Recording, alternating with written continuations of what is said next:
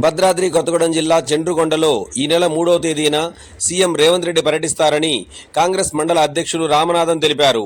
CM పర్యటనపై ఆయన సోమవారం పినపాక మండలం మల్లారం గ్రామ పంచాయతీ వద్ద మాట్లాడారు. ఈ సందర్భంగా ఆయన మాట్లాడుతూ కాంగ్రెస్ పార్టీలోని ప్రతి కార్యకర్త సమన్వయంతో పనిచేసి సీఎం పర్యటనను విజయవంతం చేయాలని కోరారు. భారీ సంఖ్యలో జన సమీకరణ చేస్తామని, సుమారు 5,000 మంది పినపాక మండలం నుంచి ఈ సభకు హాజరవుతారని తెలిపారు. ఇప్పుడు ఆయన మాటల్లో విందాం.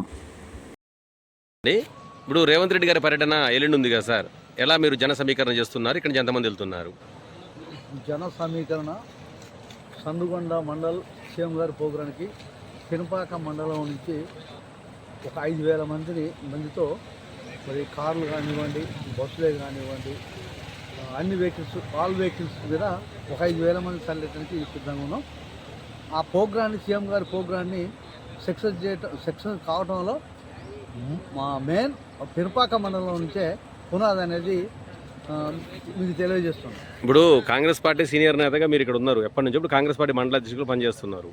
ప్రజెంట్ రేపు రాబోయే పంచాయతీ ఎన్నికలలో కాంగ్రెస్ పార్టీ ఏ రేంజ్లో మీరు అభివృద్ధి చెందాలనుకుంటున్నారు? ఏ వృద్ధులు అంటే సీఎం గారు పెట్టేటువంటి సంక్షేమ పథకాలు ఏవైతే ఉన్నాయో వాటికి అనుగుణంగానే ఫలితాలు వస్తాయి. ఇబ్బంది పడాల్సిన అవసరం లేదు, ఆధారపడాల్సిన కార్యకర్త ఆధారపడాల్సిన అవసరం లేదు. బీఆర్ఎస్ అనేవాళ్ళు ఇక అది పాతకాలం, అది ఇక దాని పని అయిపోయింది. ఎందుకంటే వాళ్ళు ఎన్ని మొత్తుకొని ఎన్ని చేసినా కూడా ప్రజలు తిరస్కరించారు. కాబట్టి నెక్స్ట్ స్థానిక సంస్థల్లో ఈ పినపాక మండలం నుంచి 23 పంచాయతీలు గెలుస్తాయి, 13 ఎంపీటీసీ, 9 ఎంపీటీసీలు గెలుస్తాయి, ఒక జడ్పీసీ కైవసం చేసుకుంటుంది. అందులో సందేహం లేదు. ఎందుకంటే సంక్షేమ పథకాలే నిరూపిస్తాయి. ఎందుకంటే ఆనాడు కేసీఆర్ సంక్షేమ పథకాలు ఏంటో, మా పథకాలు ఏంటో ప్రజలకు అర్థమైంది. మాట తప్పది కాంగ్రెస్ పార్టీ. మాట అంటే ఒక మాట మీద నిలబడేది కాంగ్రెస్ పార్టీ. పొద్దున మాట, సాయంత్రం మాట మాకు అలవాట్లేదు. మా సీఎం గారు కూడా యువకుడు, ఉత్సవవంతుడు, మంచి డైనామిక్ సీఎం గారు దొరికినందుకు మాకు చాలా అదృష్టం.